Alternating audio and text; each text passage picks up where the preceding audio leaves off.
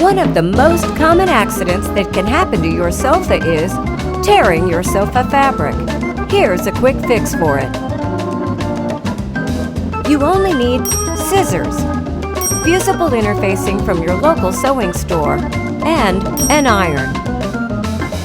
Here's a tip. Use dark interfacing for dark fabrics and white ones for light-colored fabrics so that it doesn't show through. First, remove your torn slipcover. Next, measure the tear and cut a piece of interfacing that's slightly bigger than that. Place the glossy side of the interfacing on the underside of the fabric and iron until it sticks properly. Your torn slipcover is now fixed.